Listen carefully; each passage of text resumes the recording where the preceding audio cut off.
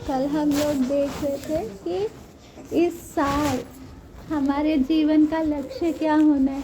प्रभु, आपका जीवन का जल का नदी मेरे जीवन में क्या करना है? बहना है। जब वो बहने लगेगा ना, हमारा पूरा हालत क्या हो जाएगा? बदल जाएगा। कई बार हमारी सोच क्या है, शायद मेरी समस्या का हल निकल जाए। सोचो, अभी हमारे में बहुत लोगों को पैसों का तंगी है ना, कर्जा का समस्या है, अलग अलग, किसी को बीमारी का है, अलग अलग बातों से हम लोग क्या है, चिंता में फंसे हुए है ना। एक एक के जीवन में क्या है? समस्या है। हमारी सोच क्या है? कैसे भी मेरी समस्या का कहीं से भी क्या निकल आए, हल निकल आए। लेकिन क्या है कि हम ऐसा एक संसार में रहते हैं जहाँ एक समस्या खत्म नहीं होता कि दूसरा पहले से तैयार खड़ा होता है नहीं होता है। कई बार दो दो तीन तीन समस्या एक साथ सिर पर आकर, कभी बच्चों की परेशानी, कभी पड़ोसी की परेशानी। तो जब तक हम लोग संसार में है ना, कुछ ना कुछ तो हमारे जीवन में चलता रहेगा। इसलिए बाहर का हालत बदलने से बढ़कर हमारा अंदर का हालत बदलना है। कहाँ का? क्योंकि बाहर का तो हमारे कंट्रोल में नहीं है ना। अभी जैसे जापान देश में इतना भारी क्या आया हुआ है, भूकंप आया, उनका मकान सब गिर गया, बहुत बुरा हाल, बहुत लोग मर भी गए। बाहर का परिस्थिति तो हम नियंत्रण नहीं कर सकते। अंत के समय में वचन में भी लिखा है कि बहुत सारा क्या आएगा, अकाल भी आएगा, भूकंप भी आएगा, हर प्रकार की दिक्कतें आएंगी। लेकिन हमें बदलना कहाँ से है? हमें समझना है कहाँ से बदलना है, बाहर से नहीं। कहाँ से? जीवन का जल का नदी कहाँ से बहना? अंदर से बहेगा। तो हमारा जो चिंता, रोना धोना, ये हालत क्या हो जाएगा? बदल कर हम दिलेरी के साथ हर बात का क्या करेंगे? सामना करें, है ना। इसलिए हमारा प्यास किसके लिए होना है? प्रभु, ये अनुभव मुझे चाहिए। आपने वायदा किया, जो प्यास है उसके हृदय से क्या बहेंगे? जीवन के जल की नदियाँ बहेंगी। तो मेरे जीवन का अंदर से जो सूखापन है ना, कई बार बाहर से सब चीज़ें ठीक होती है लेकिन अंदर बेचैनी लगा होता है ना। अंदर का हालत क्या नहीं रहता, ठीक नहीं रहता। तो अंदर का मेरा सूखापन क्या होना है? जाना है। उसके लिए एक ही रास्ता है, पवित्र आत्मा का नदी मेरे अंदर बहना है। उसके लिए मुझे अपने आप को इन दिनों में क्या करना है? तैयार करना है ना। हमें समझना है कि अभी एक नया साल है। अभी ये साल, पिछले साल ख़त्म हुआ, हमें किसी को महसूस हुआ? कितने जल्दी जल्दी दिन क्या हो गए, महीने निकल गए और हम एकदम से कहाँ पहुँच गए? साल के आखिरी में पहुँच गए। इसी प्रकार ये साल इतना जल्दी से भागेगा कि हमें क्या ही नहीं रहेगा, पता भी नहीं चलेगा। इसलिए हमें समझदारी के साथ अपना समय को क्या करना है? इस्तेमाल करना है। क्योंकि वचन में क्या लिखा है, हम पढ़ते हैं अय्यूब 14:5।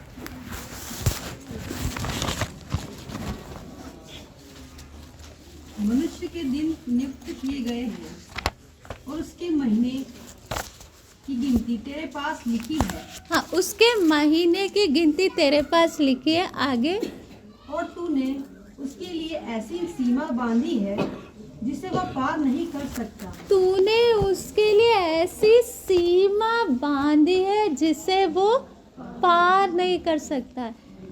इसका अर्थ क्या है? मनुष्य, हमारे, दोबारा से वो आयत पढ़े। मनुष्य के दिन नियुक्त किए गए हैं। मनुष्य के दिन नियुक्त किए जाएंगे या नियुक्त किए गए हैं?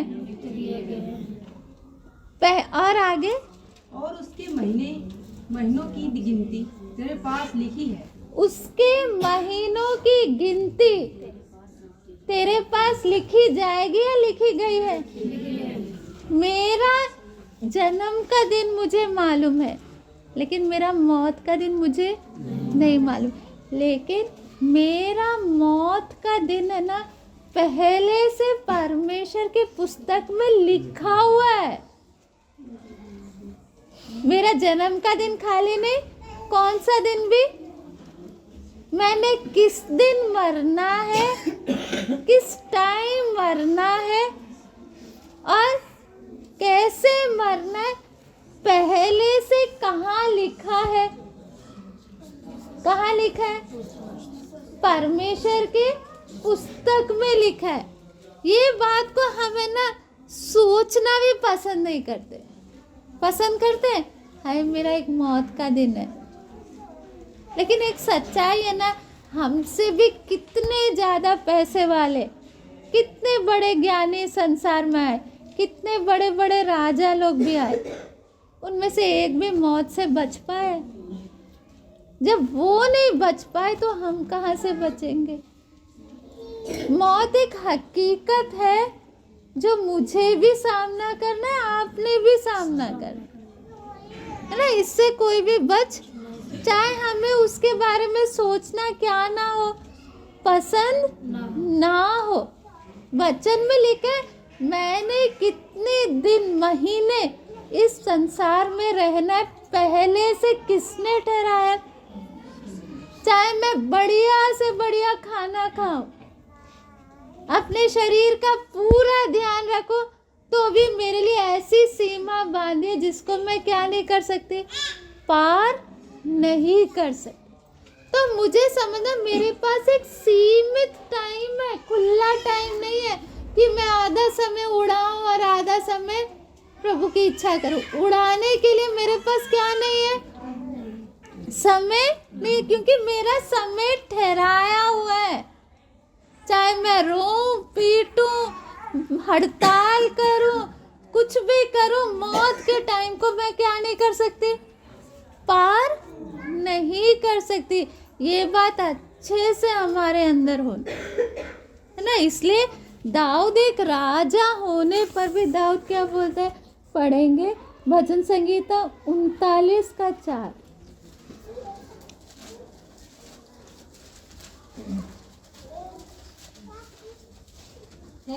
ऐसा कर कि मेरा अंत मुझे मालूम हो जाए, और ये भी कि मेरी आयु के दिन कितने हैं, जिससे मैं जान लूं कि मैं कैसे मृत हूँ। हाँ, ये कौन बोल रहा है? एक राजा बोल रहा है। राजा क्या बोल रहा है? सोचो, हमारी सोच कहाँ, हम क्या सोचते हैं और एक राजा क्या सोचता है, कितना फर्क है। राजा के अंदर हम, जिसके पास किसी चीज की क्या नहीं है, कमी नहीं है ना। ना धन दौलत की कमी है, ना फौज की कमी है, किसी चीज की कमी नहीं। उसकी सोच कैसी होनी चाहिए? हाँ, तो बहुत सब कुछ है और मेरे सामने कोई भी कुछ भी नहीं।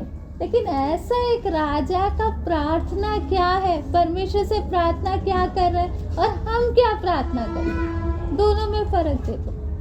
राजा क्या बोल रहा है परमेश्वर से? ऐसा कर कि मेरा अंत मुझे क्या हो जाए। हम कभी पसंद करते हैं ये प्रार्थना करने के लिए?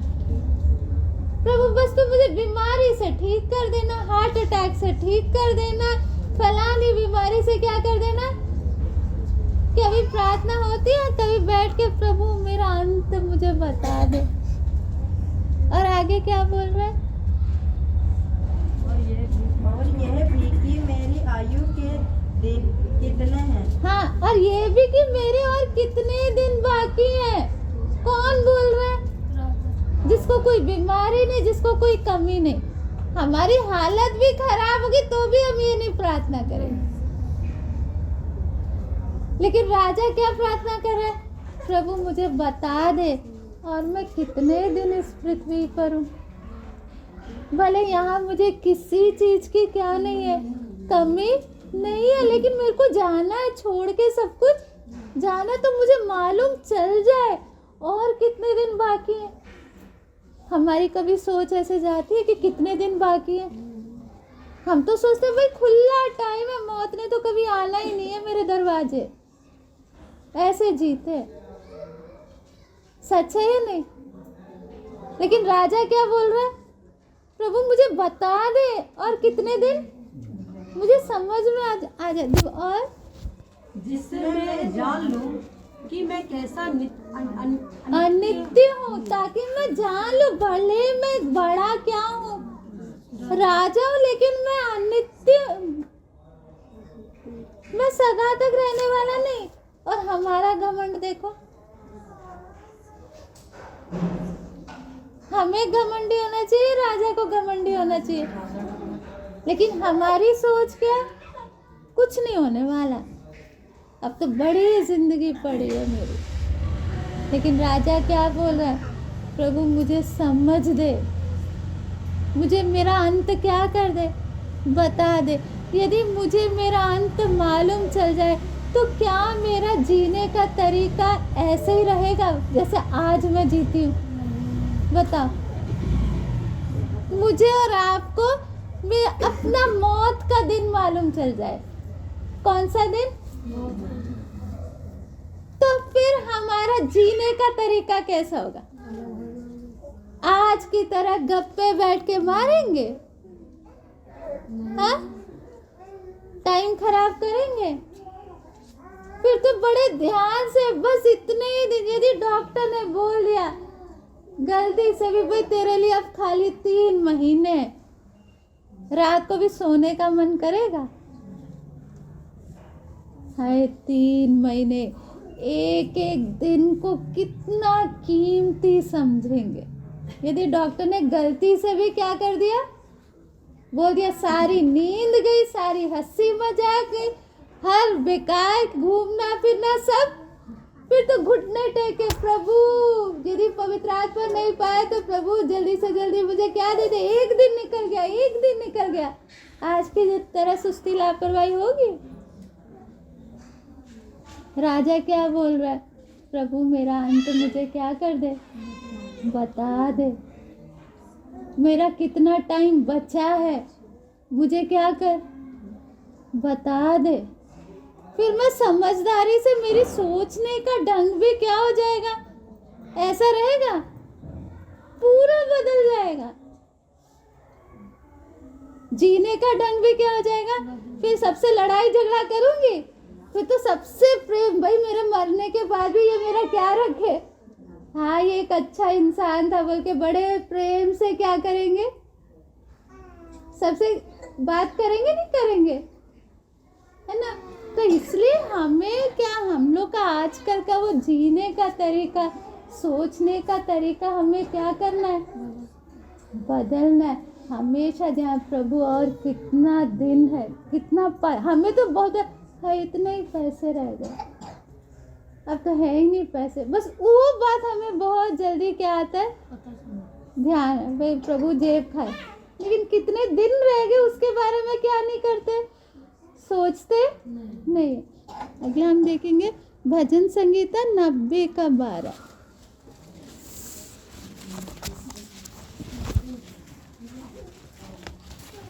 हमको अपने दिन गिनने की समझ दो कि हम बुद्धिमान हो जाएं। हाँ, बुद्धिमान कौन है बताओ, बुद्धिमान कौन है? वचन के अनुसार कौन बुद्धिमान है? जिसको अपने दिन गिनने की क्या है, समझ है, वो है बुद्धिमान।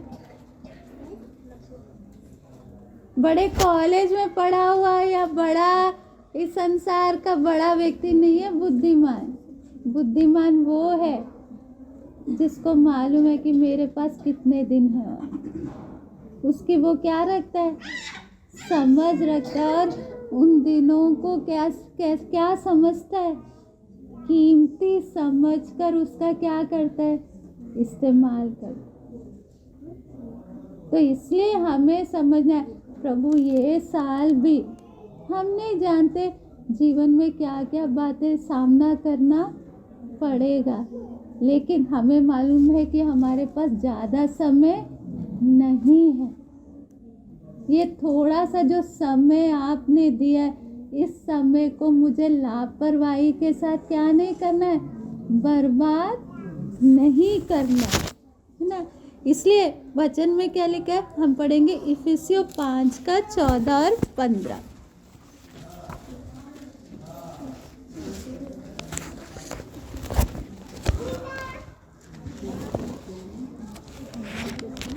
पाँच का 14 और 15। इस कारण वह कहता है, हे सुनने वाले, हे सोने वाले, जागो मुर्दों में से जी उठ, तो मसीह की ज्योति तुम पर चलेगी।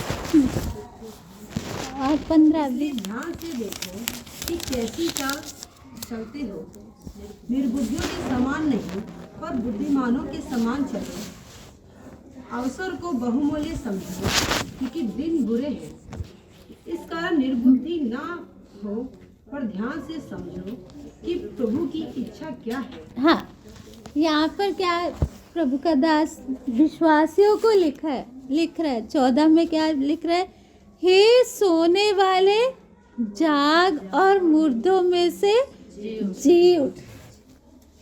अभी तक हम लोग कैसे जीवन बिता रहे, हमें कोई एहसास है?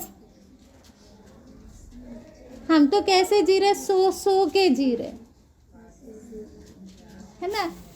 मौत मेरे नज़दीक आ रहा है। प्रभु ने मुझे एक उद्देश्य के साथ ये संसार में भेजा है। मेरे पास सीमित समय है। इस सीमित समय के अंदर मेरे को अपना काम पूरा करना है। क्या उस एहसास के साथ जी रहे या अपना संसार में हम लोग सो रहे हैं? हम अपने आप को जांचें। इसलिए यहाँ पर किसको लिख रहा है प्रभु का दास? विश्वासियों को लिख रहा है, अन्य जातियों को नहीं। हे सोने वाले, जाग और मुर्दों में से क्या कर, जो जागता है उसको समझ में आता है, भाई मुझे करना क्या चाहिए और मैं कर क्या रही ना, क्योंकि मेरे पास समय क्या है, कम है। उसके आगे 15 आयत में क्या लिखा है, निर्बुद्धियों के समान नहीं पर बुद्धिमानों के समान चलो।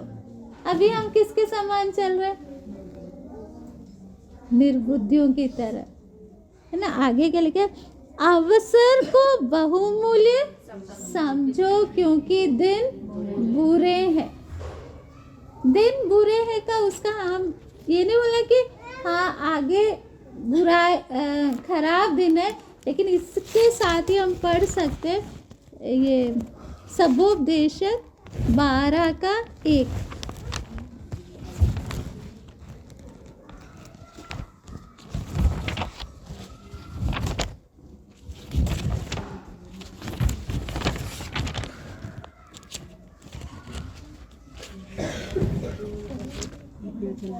अपनी जवानी के दिनों में अपने सृजनहार को स्मरण रख, इससे पहले कि विपत्ति के दिन और वे वर्ष आए जिसमें तू कहे कि मेरा विपत्ति के दिन मतलब कुछ तर्जुमा में विपत्ति है, कुछ तर्जुमा में बुरा मतलब आगे वो समय आ रहा है जब आप कुछ भी ना कर सको। इसलिए वचन में क्या लिखा है, अवसर को क्या समझो बहुमूल्य। इसका अंग्रेजी भाषा में और अच्छे से इसको समझाया हुआ है कि अवसर को छुड़ाओ, मौका को क्या करो, समय को क्या करो, छुड़ाओ।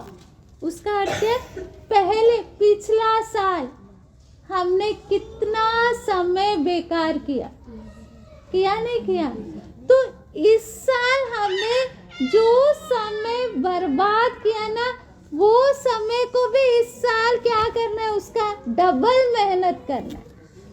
क्या करना है? जो अभी हम सोच के देखें कि पिछले साल हमें कितना वचन सीखना था या नहीं, लेकिन हमने वो समय को क्या कर दिया। अब इस साल क्या करना है, समय को, क्योंकि सबसे कीमती चीज हमारे लिए क्या है, समय है। तो हमें क्या करना है, पिछले साल जो समय हमने क्या किया था, बर्बाद किया था, उस साल का समय भी इस साल हमें क्या करना है, दुगना मेहनत करना है ना। इसलिए हमें क्या नहीं करना है, पिछले साल की तरह लापरवाही नहीं करना है। क्यों? इसका कारण क्या है, हाँ हम पढ़ेंगे। क्योंकि बहुत बार हमें क्या नहीं है वो पढ़ेंगे। उसके लिए भजन संगीता 139 का 15 से 17।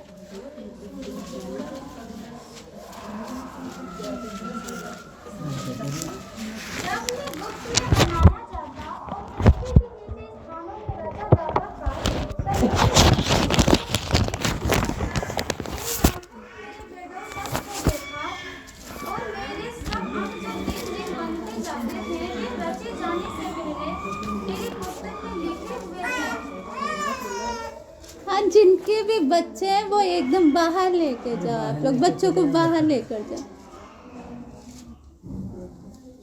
बाहर कहा जाए, बाहर लेके जाओ। बाद में आप लोग सुन सकते हो, इसको बाहर लेके जाओ। तो यहाँ पर वचन में क्या लिखा है दोबारा हम पढ़ेंगे। भजन संगीता 139 का। जब मैं गुप्त में बनाया जाता और पृथ्वी के नीचे स्थानों में रचा जाता था, तब मेरी हड्डियां तुझसे छिपी ना थी।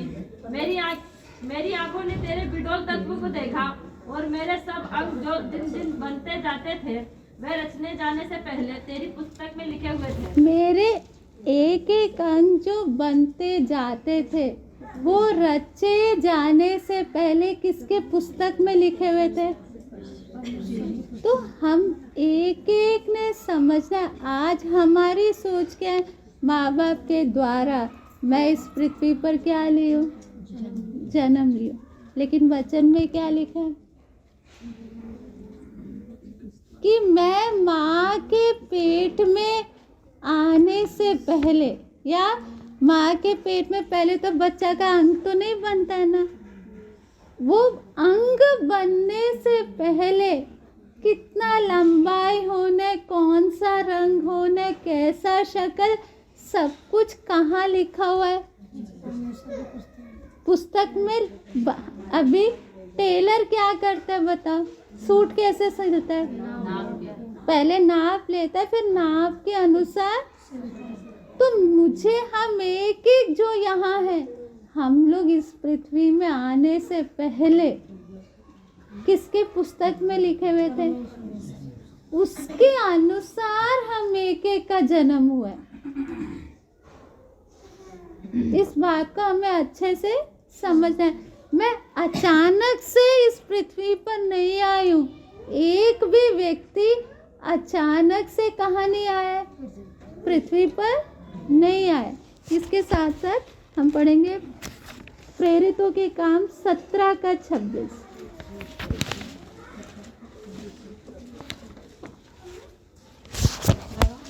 प्रेरितों के काम 17 का 26। उसने एक ही मूल से मनुष्यों की सब जातियां सारी पृथ्वी पर रहने के लिए बनाई है, और उनके ठहराए हुए समय और निवास की सीमाओं को इसलिए बांधा है कि वे परमेश्वर को ढूंढे। हाँ, पर कहाँ मेरा जन्म होना है और कब होना है, ये भी पहले से किसने ठहराया? परमेश्वर ने ठहराया। मेरा जन्म कब होना है और कहाँ होना है, ये भी पहले से किसने नियुक्त किया? परमेश्वर। इसके साथ फिर अय्यूब 14 का 5।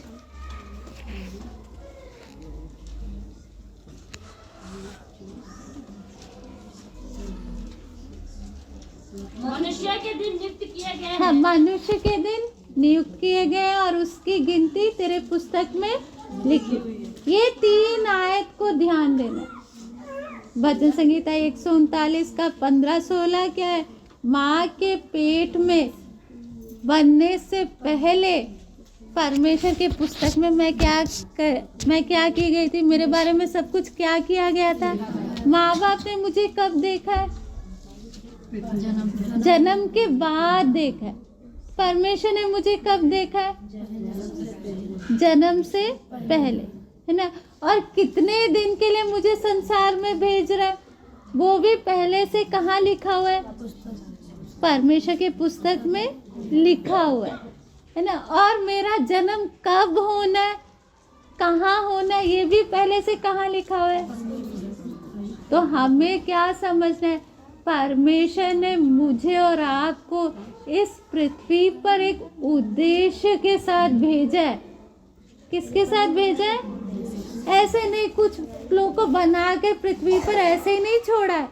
एक एक जीवन के पीछे परमेश्वर को क्या है? उद्देश्य है ना। जैसे हम देखते हैं प्रभु यीशु मसीह संसार में आए, एक खास उद्देश्य के साथ आए। किस लिए आए थे प्रभु यीशु मसीह? बता, प्रभु का जन्म इस पृथ्वी पर क्यों हुआ था?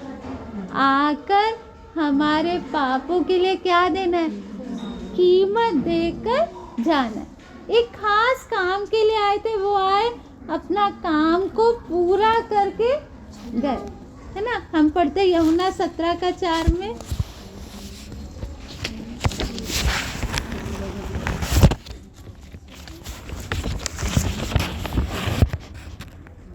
जो कार्य तूने मुझे करने को दिया था उसे पूरा करके मैंने पृथ्वी पर तेरी महिमा की है। जो कार्य तूने मुझे करने को दिया था उसे मैंने क्या किया है? पृथ्वी पर पूरा किया। प्रभु यीशु मसीह अपना क्रूस पर जान देने से पहले जो सेवका 3 साल का जो सेवा था, 3.5 साल का जन्म से लेकर तब तक जो जो बातें पिता ने बोला था वो सबको प्रभु यीशु मसीह ने क्या किया? पूरा किया, है ना। और उसके बाद 19:30 जब यीशु ने वह सिरकत लिया तो कहा पूरा हुआ। और फिर यहाँ पर यीशु क्या बोल रहे हैं? पूरा हुआ। कि जो काम के लिए मैं आया था वो काम को मैंने क्या कर दिया? पूरा कर दिया। उम्र खाली कितनी थी? 33.5 साल। लेकिन जिस काम के लिए भेजा था उस काम को क्या किया? पूरा किया। मैं और आप भी एक दिन पृथ्वी पर से छोड़कर जाएंगे ना। क्या हम ये बोल सकते हैं मेरे को जिस काम के लिए भेजा था उसके लिए उसको मैंने पूरा किया? बोल पाएंगे? काम की तरफ तो ध्यान ही नहीं है हमारा, है ना। प्रभु का दास पौलुस भी 2 तिमुथी 4:6 में क्या बोल रहा है? पढ़ो 2 तिमुथी 4:6। 4:6। हाँ, क्योंकि जब मैं अब अर्घ के सामान उड़ेला जाता हूँ और तेरे कूच का समय आ पहुँचा है। मैं अच्छी कुश्ती लड़ चुका हूँ, मैंने अपनी दौड़ पूरी कर ली है। हाँ, मैंने अपनी दौड़ को क्या कर लिया? हाय मौत आ गया, ऐसे करके बोल रहा है। कितने खुशी से प्रभु का दास क्या बोल रहा है? मैंने क्या कर ली? मतलब जिस काम के लिए भेजा था उस काम को क्या कर लिया? पूरा कर लिया। हम समय के बारे में क्यों सीख रहे हैं भाई? मुझे और आपको जानना है क्या जाते समय क्या ये बोल पाएंगे, हाँ प्रभु जिस काम के लिए तूने भेजा था उसको मैंने पूरा किया? बोल सकते हैं? तो जाते समय हमारा हालत क्या होगा? परमेश्वर के सामने जब खड़े होंगे तब हमारी हालत क्या होगा? क्योंकि हमें समझ है मैं और आप अचानक नहीं आए पृथ्वी पर। उसने हमें क्या किया है? भेजा, एक उद्देश्य के साथ भेजा है, एक सीमित समय के लिए भेजा है। हाँ बेटी जब तेरा काम पूरा हो जाए आराम से आ जाना, ऐसे बोला है। तेरा टाइम पहले से मैंने ठहराया हुआ है, चाहे तू अपने काम पर ध्यान दे या ना दे, तेरा टाइम होते ही तुझे जाना है। तो जो टाइम मैंने खराब किया उसका कौन हिसाब देगा? काम मेरा पूरा हो पाएगा या आधा ही रह जाएगा? प्रभु क्या एक्स्ट्रा टाइम देगा? चाहे मैं कितना भी रोऊं पीटूं। जैसे जो स्कूल में जब पेपर लेते हैं ना, पेपर का टाइम उन लोग ठहराते 3 घंटा, है ना। जैसे ही 3 घंटा हो जाता है, हम उस समय बैठ के नहीं, मेरे 2 सवाल रह गए, मेरे 50 नंबर का मैंने अच्छे से याद किया था, मुझे सारा आता है। कितने भी आपके बहाने होते हैं, कोई मानता है? चाहे तुझे सब कुछ आता हो, लेकिन 3 घंटे हो गए, अब तेरे को क्या जमा करना है? ऐसे हमें समझना है, मेरा अच्छा मन है, मैंने प्रभु के लिए बहुत कुछ करना है, बहुत अच्छी सोच है। हाँ बेटी, जो जो तेरे दिल में ना, तो आराम से पूरा करके आ जाना। ऐसे है। अय्यूब 14:5 क्या बोलता है? चाहे तू करे ना करे, तेरा मौत घंटी का समय मैंने पहले से ठहराया हुआ है। तेरे शायद काम कर रही होगी, आधा पड़ा होगा, टाइम हो गया, तुझे जाना है। मेरे लिए समय नहीं इंतजार करने वाला। ये हम विश्वासियों के लिए मैं बोल रही हूँ, क्योंकि हमें लगता है प्रभु हमारा क्या है? पिता है। हम थोड़ा सा रो लेंगे तो वो क्या कर लेगा? तरस खा लेगा। भाई, हम विश्वासियों का भी मौत का क्या है? क्या है? चाहे मैं कितना भी आंसू बहाऊं, मेरे लिए टाइम बढ़ेगा? बेटे, तेरे को मैंने इतना समय दिया था, तूने चाहे किया है या नहीं किया, तेरा समय पूरा हो गया। क्योंकि बहुत बार हम सोचते मौत खाली अन्य जातियों के लिए। परमेश्वर तो मेरा बहुत प्यार करने वाला क्या है? बाप है, इसलिए मेरे लिए क्या नहीं आने वाला? या प्रभु मेरे लिए ना 1-1 घंटा, 1-1 दिन क्या करता जाएगा? मैं थोड़ा सा रो लूँगी। परमेश्वर क्या है? न्यायी है ना। मुझे अब हम एक को एहसास होना है, मेरा मौत का दिन पहले से क्या किया हुआ है, लिखा हुआ है। उसको मैं वचन में, अय्यूब में क्या लिखा है? परमेश्वर ने ऐसा सीमा बांधा कि उसको हम क्या नहीं कर सकते। चाहे मैंने प्रभु का दिया हुआ काम कभी शुरू ही किया है, थोड़ा किया है, आधा किया है, जितना भी किया है, प्रभु तेरी घंटी बज गई। चाहे मैं रो, चाहे कुछ भी करूं, तो इससे हमें समझना कि मैं बाद में पछताने से नहीं होगा। इसलिए वचन में लिखा है, अवसर को क्या समझो? बहुमूल्य समझो। मेरे को अलग से नहीं टाइम मिलने वाला कि हाँ बेटी, तूने अभी अच्छा है, तू सुधर गई, अब मैं तेरे को 5 साल और देता हूँ, तू अपने काम को कर ले, अब तो कम से कम तुझे अक्ल आ गई। ऐसे बोलकर मेरा टाइम कौन नहीं बढ़ाएगा? तो इसलिए याद रखना, पिछले 1 साल बर्बाद किया, तो ये 1 साल क्या करना है? जितना समय को क्या किया? बर्बाद किया, उतना समय इस साल डबल मेहनत करेंगे, तभी जो परमेश्वर ने रखा हुआ उद्देश्य तक हम लोग पहुंच पाएंगे। नहीं तो अधूरा काम लेकर हम लोग किसके सामने खड़े होंगे? प्रभु बहुत ऊंचा, तूने एक जीवन दिया था, मेरे अंदर बहुत सपने थे, बहुत कुछ चाहती थी, लेकिन कुछ भी नहीं कर पाई। थोड़ा सा करते ही मेरा समय क्या हो गया? गलती किसकी है? परमेश्वर की, हमारी। इसलिए हमें वचन में लिखा है, जागो सोने वाले, अवसर को क्या समझो। इसलिए दाऊद भी क्या प्रार्थना करता है? प्रभु मेरे को मेरा क्या मालूम चल जाए, अंत मालूम चल जाए, ताकि मुझे मालूम चल जाए और कितने दिन, है ना। वचन में बुद्धिमान किसको कहते हैं? जिसके पास बहुत पैसा, बहुत ज्ञान है। नहीं, मुझे जो अपनी आयु के दिन कितने, जिसको मालूम चल जाए, वो अपने समय को क्या करेगा?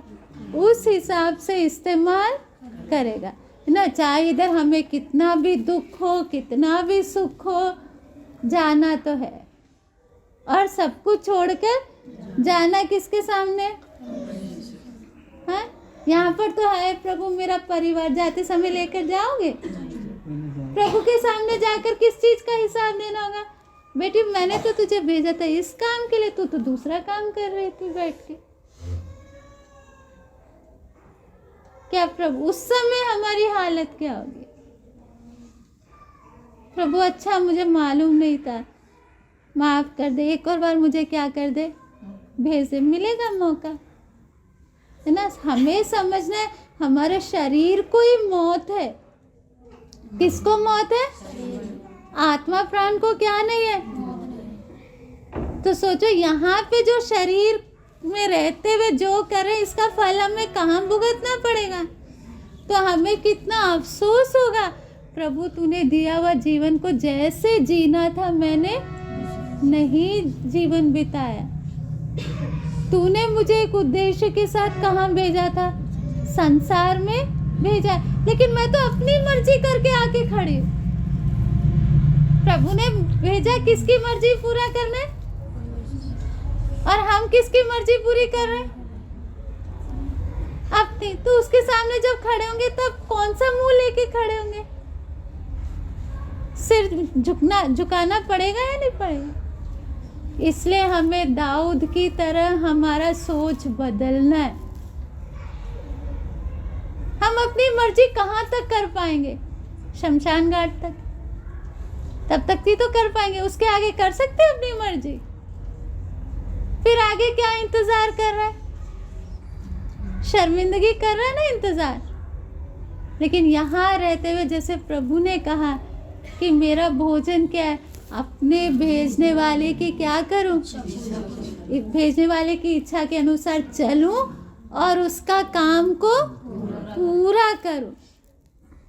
तब शमशान घाट में एक तसल्ली होगी, हाँ काम पूरा करके आए, है ना। देखो उस समय यीशु को भी जब सामरी स्त्री के साथ क्या कर रहा था, बात कर रहा था, यीशु तो थका हुआ कहाँ बैठा था, है ना। पैदल चल के आए थे, कितनी तेज भूख लगी होगी। चेले लोग भी कहाँ गए थे, खाना खरीदने ही गए थे ना। तो चेले आकर क्या बोल रहे, गुरु क्या खा लो। तो यीशु क्या जवाब दे रहा है, मेरा खाना क्या है, मेरे भेजने वाले की इच्छा के अनुसार चलूं और उसका काम को क्या करूं।